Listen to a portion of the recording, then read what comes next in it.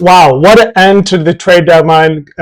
Guys were flying around all day today. Sox actually made 4 trades, 2 today, showing up their bullpen, their bench, and they even got a starter throughout the weekend. So let's go right into it. First guy, they got Luis Castillo from the Mariners, gave up Sir Anthony Dominguez, Boston Smith, who was their 15th best prospect at the time, according to MLB.com, and Nolan Jones, who they got earlier this year. He was in AAA, was just a minor league depth outfielder. Like this move a lot. He's owed $7.8 million the rest of the year, offset from Dominguez's contract that went to Seattle. They added about $5.5 million in payroll the rest of the way. But also, who cares about the money they really get in from, one, a fan standpoint, but also from a Sox standpoint? They're nowhere near the tax line. So who cares how much money Luis Castillo is making this year and next year? Because they're nowhere close to the tax. It doesn't have any real effect on the Sox roster as a whole, outside of Jerry just approving more money, which we all know he should do. He makes $24 million next year. He has a vesting option in 2028 for $25 million.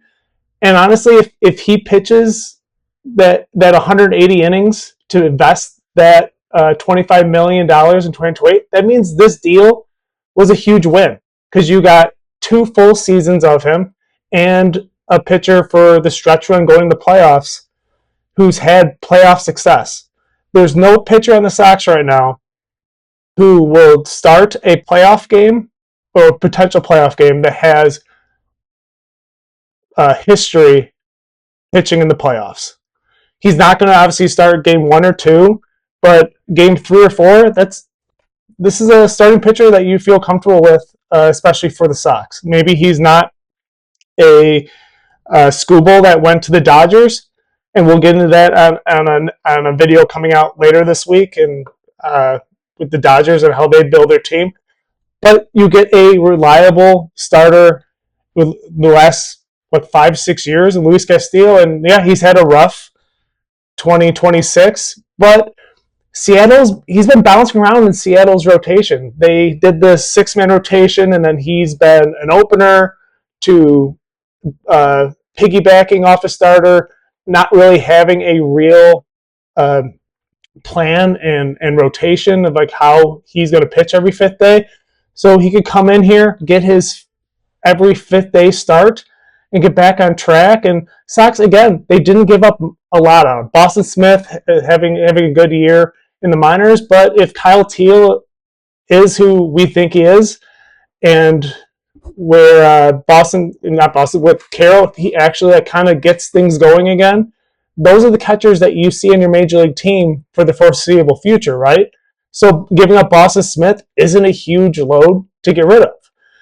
Again, Sir Anthony Dominguez, he worked his way away from the closer role, and unfortunately, he just didn't work out for the Sox. And he was part of that package going to Seattle, and he helped bridge some of that money down. Going off that, you got rid of a reliever, but you brought one in. Brazoban is a 36-year-old reliever that they got from the Mets. He's having a great year. 2.56 ERA. He's pitched over 50 innings, about a strikeout per inning.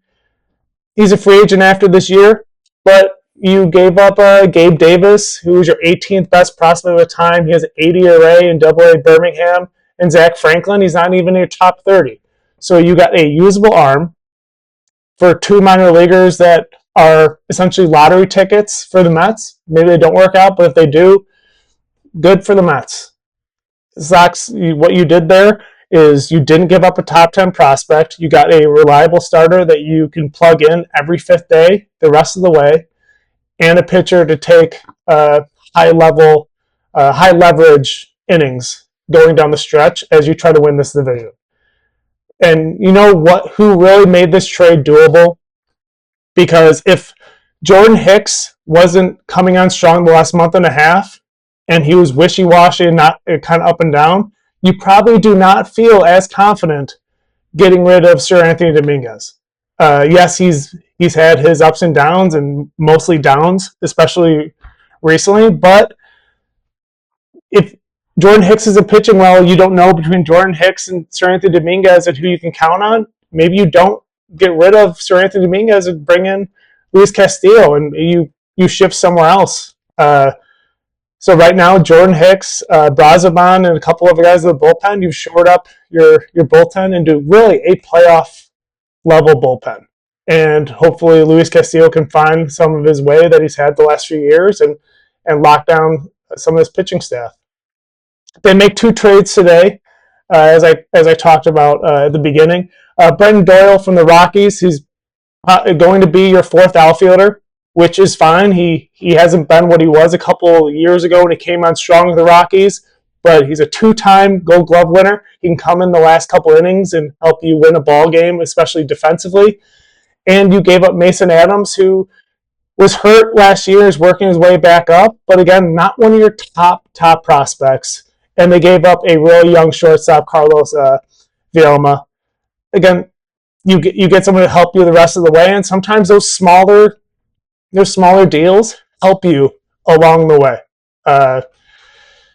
They also show up more of their bench with Joey Bart. This one has a little bit of levels to it. Like it seemed like this was a trade that came, and I think it was thrown out. But you get a veteran catcher, especially with Romo and Caro haven't really offensively been doing it. But Joey Bart had a good year with Pittsburgh a couple years ago. This year he's actually hitting over 200, which is something Caro and Romo can't say. So it is an improvement. And this year he has a 680 OPS. Again, it's not all-star level, but it's more than you're getting from the catcher position.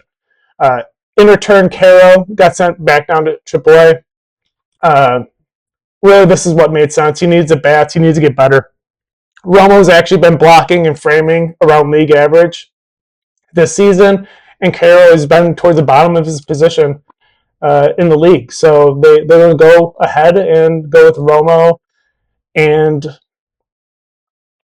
Joey Bart the rest of the way. It's probably going to be a lefty-righty situation until Teal comes back. Hopefully, maybe them going after Joey Bart instead of someone higher up like Rushman, who went to the Red Sox, means that they feel confident where Kyle Teal is and is